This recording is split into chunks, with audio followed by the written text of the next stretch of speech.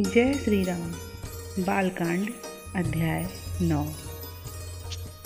हे ललन, हे लोने वत्स, माता बलि जाती है। लाल, अब नींद का समय हो गया है, अतः मनोहर चरित वाले चारों भाई सुखपूर्वक सो जाओ। बालकों को छाती से चिपटाकर माता पुचकार पुचकार कर कहती है, हे मेरे छोटे छबीले छौना, हे मेरे आनंद कंद, हे कुल रूप कुमुदवन के लिए चंद्रमा, हे मेरे रघुकुल भूषण राम आदि। रघुनाथ जी की बाल लीला संत जनों के लिए अति सुंदर और सुप्रद कामधेनु ही है। तुलसीदास जी उनका प्रेम रूप दूध दूहते हुए प्रेम सहित पान करते हैं और आनंद पूर्वक जीवन यापन करते हैं। आनंद निद्रा कहती है, आली मैं आऊँगी और बालक राम, लक्ष्मण, भरत और शत्रुघ्न को प्रसन्न करके सुलाऊंगी। मैं रोना धोना, अनखाना, मचलाना और कड़ी नज़र तथा टोने को नष्ट कर दूंगी और हंसने, खेलने, किलकने तथा आनंदित होने की क्रिया को महाराज के महल में बसाऊंगी। राम की विनोद और आनंदमयी मूर्ति को गोद में लेकर प्रसन्न मन से हिलाऊंगी और अपने शरीर को राम लाल पर तिल तिल निछावर कर उनके सारे रोग और दुख अपने ऊपर ले लूँगी। राजा और रानी को अपने पुत्र तथा कुटुंबियों के सहित देखकर मैं नेत्रों का फल पाऊंगी। और वहाँ तुलसीदास जी कहते हैं कि उन सब के साथ मिलकर रघुवंश तिलक भगवान राम के पवित्र चरित्र गाऊंगी।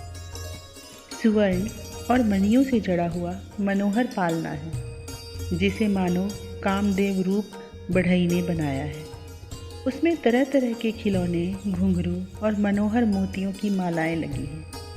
उसी में रघुकुल भूषण रामलला विराजमान है।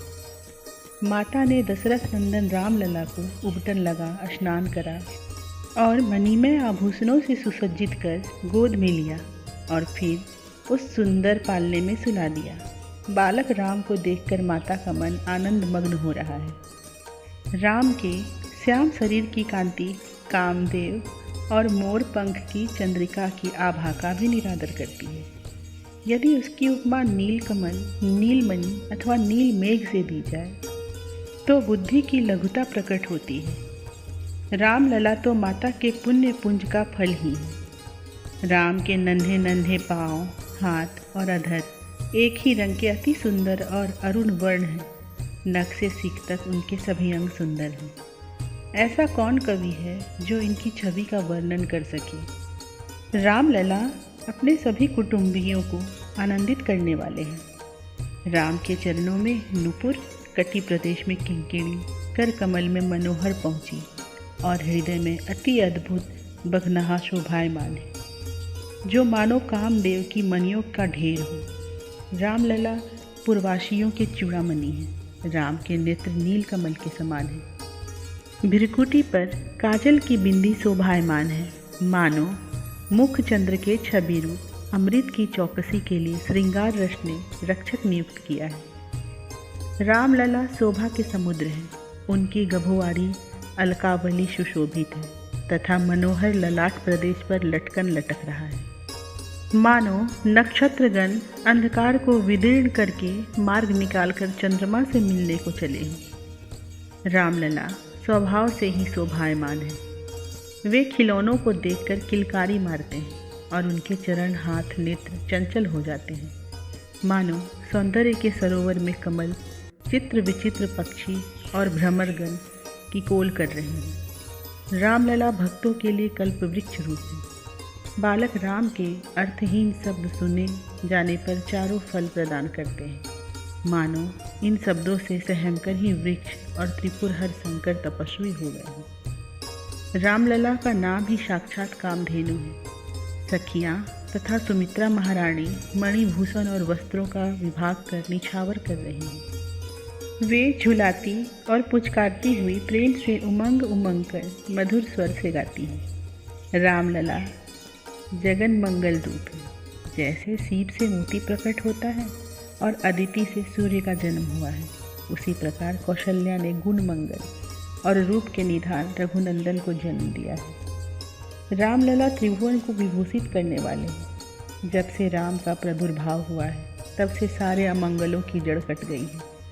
मित्र मंडल आनंदित है, हितैषियों का अभ्युदय हो रहा है तथा वैरियों के हृदय में सूल होता है। रामलला संसार के भय को भंग करने वाले हैं। जिस समय भगवान राम अपने भाई और साथी बालकों को संग लेकर गेंद खेलने जाएंगे, उस समय लंका में खलबली पड़ जाएगी और स्वर्ग में बाजे बजने लगेंगे, क्योंकि रामलला शत्रु दल का दमन करने वाले हैं। जिस समय रामचंद्र जी हाथी, घोड़े और रथ संभालकर मृगमाया के लिए चलेंगे, उस समय रावण के हृदय में धड़कन होने लगेगी।